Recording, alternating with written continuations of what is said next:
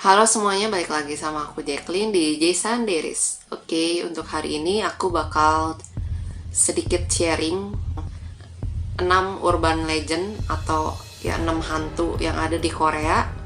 Beserta satu lagi itu aku akan ngejelasin sedikit tentang pernikahan arwah yang ada di Tiongkok. Jadi di Tiongkok itu ada satu tradisi gitu, kayak adat untuk menikahkan arwah yang arwah anaknya gitu yang masih belum menikah dengan arwah yang lainnya yang masih belum menikah juga gitu. Tanpa basi-basi lagi, kita akan mulai aja. Oke, untuk yang pertama, di Korea itu ada yang dinamakan mulguisin atau yang bisa kita sebut sebagai hantu air. Jadi mulguisin itu, mul itu air, guisin itu hantu. Nah, hantu ini tuh biasanya ada di, ya pokoknya bersemayamnya di air gitu, entah di danau, di sungai, di laut gitu. Nah, jadi si hantu ini tuh menarik korbannya ke dasar air gitu, ke dasar misalkan danau gitu ya. Nah, itu biasanya hantu ini tuh sangat marak saat musim panas. Karena ya yang kita tahu ya, kalau musim panas orang-orang itu pengennya berenang biar menyejukkan diri gitu kan. Terus dikatakan kalau hantu ini menarik korbannya untuk menjadikan mereka teman si hantu ini gitu. Yang kedua, ceksin, ceksin gitu ya. Jadi kalau di Jepang mah ada hanako. Nah, kalau di Korea ini namanya ceksin. Nah, hantu ini tuh hantu penunggu toilet ya, dan menjadi hantu yang terkenal di kalangan orang Korea. Jadi kalau yang kalian tahu, aku dulu pernah nonton kayak anime gitu di TV nasional ya. Jadi ini bercerita tentang kayak hantu-hantu yang ada di sekolah. Nah, si Hanako ini biasanya tuh terkenal di toilet sekolah. Jadi kayak kalau kalian memanggil namanya 3 kali, dia itu bakalan muncul. Yang aku tahu sih itu. Jadi di bilik kamar mandi nomor berapa, disitulah dia ada gitu, si Hanako ini. Kalau di Korea dikenal sebagai sosok yang mengerikan, tapi banyak juga yang menggambarkan benda berbeda-beda tentang rupanya. Ada yang bilang kalau ia keluar dari toilet atau muncul dari cermin kamar mandi. Jadi ya balik lagi, mungkin tiap daerah, tiap sekolah bakalan berbeda gitu kan. Yang ketiga, Joseng saja. Joseng saja itu bisa disebutkan sebagai kayak Grim Reaper-nya Korea gitu. Kalau di Korea sendiri, Grim Reaper-nya itu kayak yang lelaki memakai setelan hanbok warna hitam.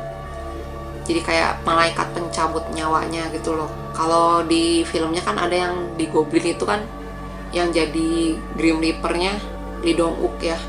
Kalau itu sih gantengnya beda ya. Nah, kalau ini tuh si sosok ini tuh bertugas untuk mengambil jiwa yang akan ditarik ke alam baka. Misal, jadi si tugasnya itu untuk kayak asyirnya gitu loh, asyirnya para calon roh yang akan dibawa ke alam baka. Seperti itu. Dan nomor 4 itu namanya Munshin. Kalau Munshin ini makhluk astral yang dipercaya selalu muncul dari balik pintu. Hayo, bayangin loh, ini depan aku pintu. Amit-amit ya, jangan sampai. Nah, untuk itu, jadi jangan heran kalau Munshin ini juga bisa membuat kamu tegang. Ya iyalah, gimana ya?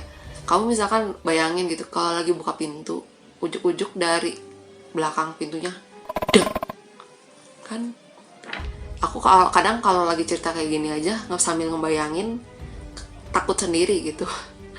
Terus ini aku sengaja matiin lampu di kamar aku biar lebih nyerem. Nah, makhluk ini akan muncul ketika tidak ada yang memperhatikan jika sedang menutup atau membuka pintu, maaf ya. Menurut masyarakat Korea, Munshin ini juga dikenal sebagai dewa pintu. Oke, kalau ini sih ya lebih better lah ya, mungkin kalau dewa pintu, karena emang di Korea sendiri kan banyak juga yang memiliki kepercayaannya kayak Buddhis gitu. Biasanya kalau di Buddhis itu misalkan kayak dewa pintu, dewa sumur, dewa dapur itu ada gitu. Nah, banyak yang menyembahnya terutama di Pulau Jeju. Jadi untuk kalian yang belum tahu, Jeju juga merupakan satu pulau yang memiliki banyak cerita urban legendnya tersendiri gitu. Nanti kalau di segmen selanjutnya, di video selanjutnya aku bakal ceritain si Pulau Jeju ini beserta wisata mistisnya, oke? Dan jadi katanya tuh pemuja dewa tersebut akan dinamakan Munjon. Kan Munsin, mungkin sinnya itu bisa kita artikan kayak Guisin, kan kalau Guisin kan hantu, kalau sin itu kayak mungkin arwah seperti itu ya. Jadi disebutnya Munjon, pemujanya ya. Yang nomor 5, Jayuro Guisin. Nah ini Guisin, balik lagi hantu yang lebih ke gentayangan gitu loh. Nah, satu lagi hantu yang dipercaya oleh masyarakat Korea, berada pada lintasan jalan raya antara Goyang ke Paju. Oh, ini berarti urban legend lah ya. Kalau kayak di Bandung sendiri ada kan di Subang, tepatnya di Subang di yang Tanjakan Emen, turunan apa Tanjakan Emen lah, itu kan sama, itu juga kisahnya karena ada dulu sepertinya ada kecelakaan yang membuat si orang ini meninggal di tempat dan gentayangan di tempat tersebut, dan membuat kayak rumor-rumornya itu buat kayak kecelakaan gitulah di situ ya. Kalau balik lagi ya, kalau orangnya juga nggak berhati-hati gitu. Oke. Nah, beberapa masyarakat Korea kayak percaya kalau dia tuh melihat si Jayuro ini di tepi jalan. Terus si Jayuro ini tuh digambarkan menyerupai wanita muda seperti memakai kacamata hitam. Ini ada di, kalau nggak salah ada di Hotel Del Luna itu. Jadi si hantu ini tuh nggak punya penglihatan, jadi pakai kacamata. Begitu kacamatanya dibuka, matanya tuh bolong gitu, nggak ada bola matanya. Terus ada juga yang mengatakan kalau yang kita gitu melihatnya gitu, kalau melihat dengan jelas gitu, ternyata itu yang hitam itu bukan kacamata hitam, tetapi yaitu bolongan matanya itu yang nggak ada bola matanya. Jadi lebih ke, dia katanya sih lebih ke pendengaran gitu. Jadi kalau kalian tahu yang ada di Hotel Del Luna, kalau kita berisik atau ngomong, dia tuh bakal tahu kayak letak kita gitu, tempat kita di mana. Kan kalau kayak di Tiongkok ada yang vampir Cina itu ya. Kalau vampir Cina kan kalau kita nafas gitu, dia tahu letak kita, lokasi kita ada di mana. Jadi seperti itu. Dan ini yang terakhir nomor 6 untuk yang kayak serian urban legend kayak hantunya gitu ya. Oke, yang ke-6, Chonyo Guisin.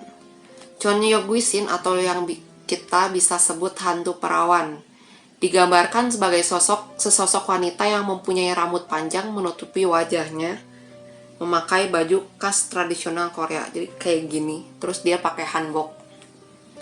Kalau di kita mungkin bisa dikatakan kayak Miss K, tapi kalau Miss K kan dia meninggal saat sedang mengandung. Kalau ini sebaliknya, dia meninggal saat dia masih perawan gitu.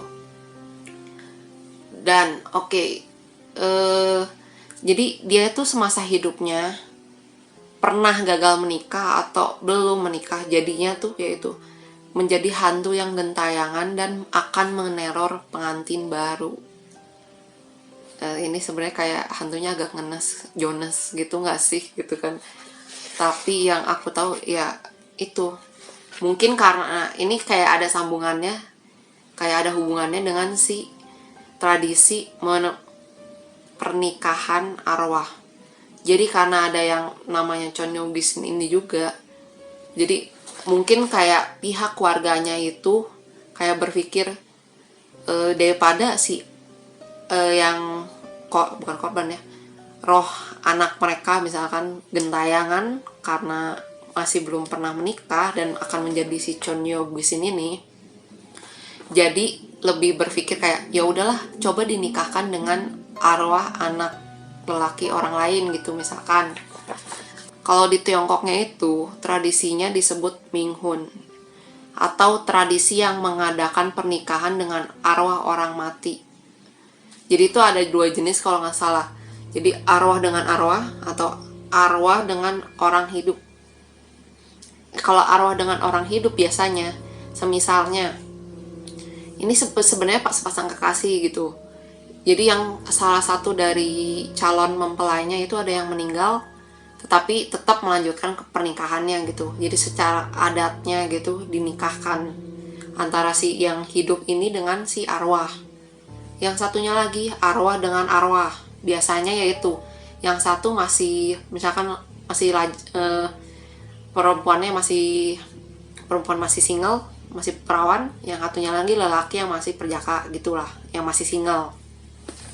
Itu biasanya akan dinikahkan dan biasanya keluarganya itu bakal kayak makcoblangin melalui kayak dukun, semacam dukun gitu lah, orang pintar yang ada di sana.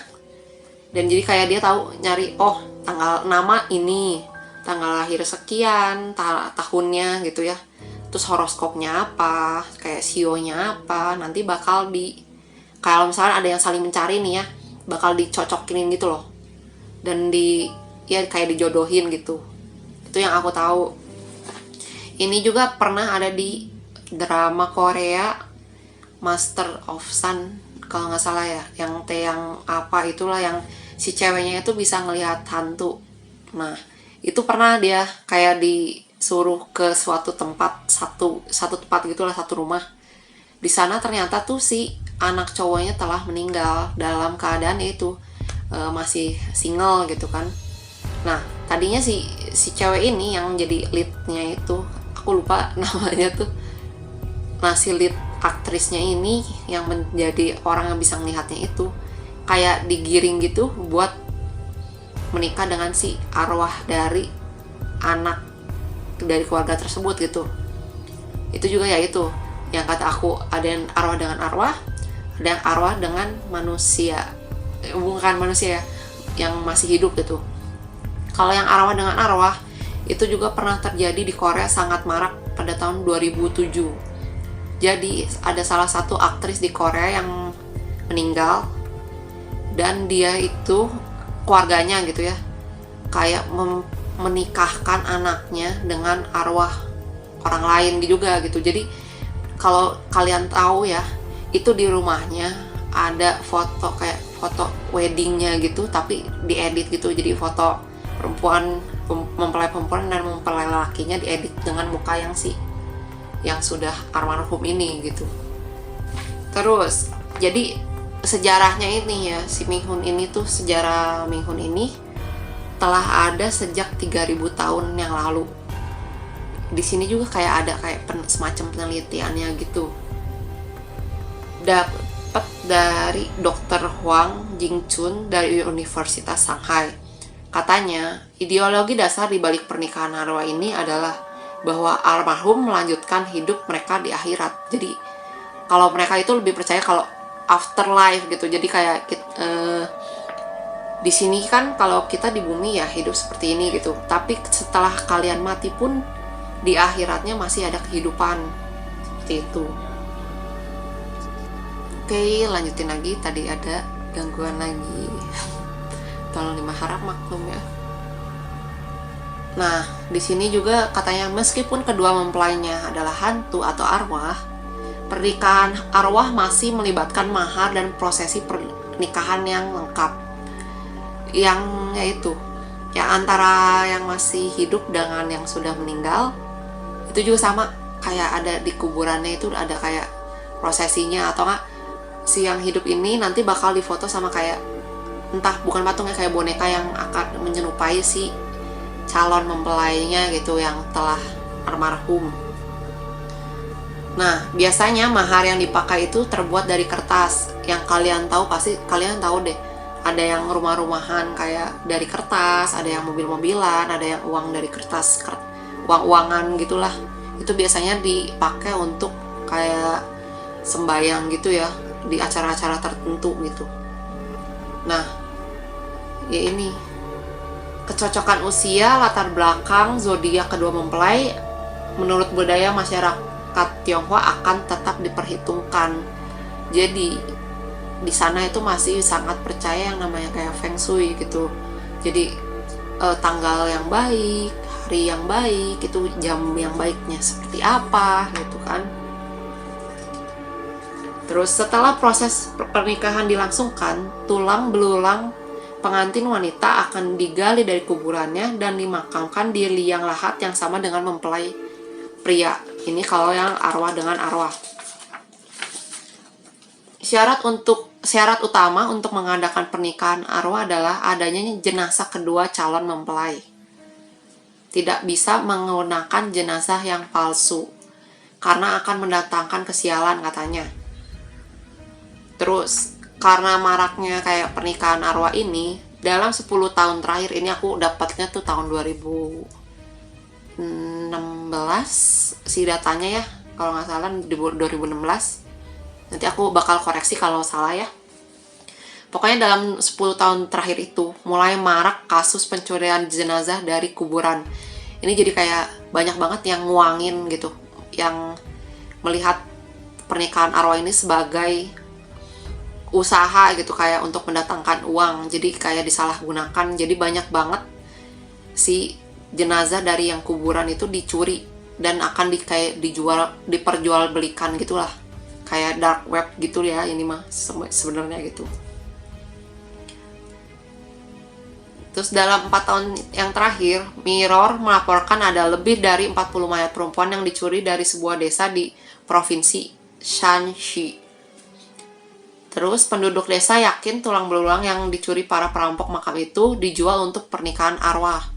Dari tahun 2008 saja, harga jenazah untuk pernikahan arwah sudah melonjak dari kisaran 30.000 sampai 50.000 yuan ke angka 100.000 yuan. Nanti aku bakal cantumin sih kayak kursnya gitu ya, dikonversinya ke rupiah itu seberapa.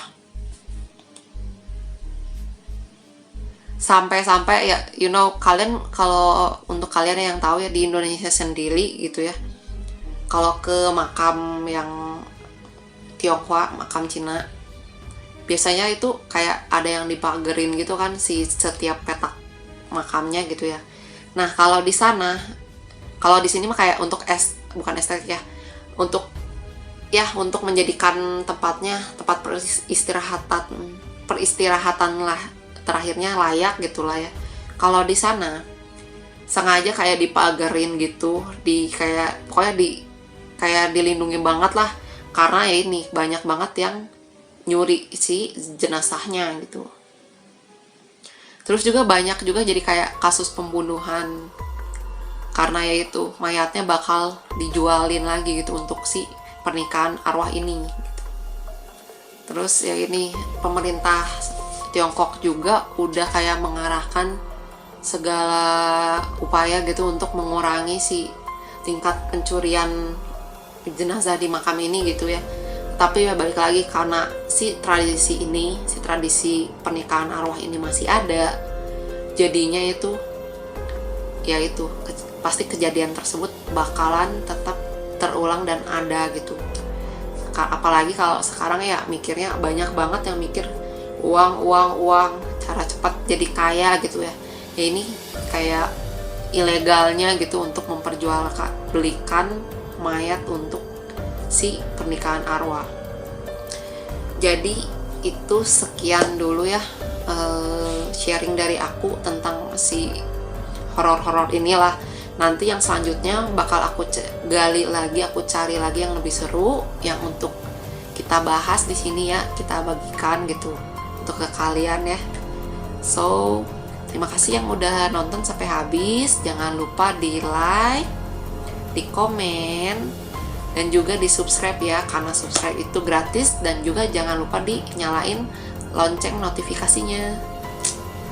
Dah, bye. Terima kasih. Murah ya.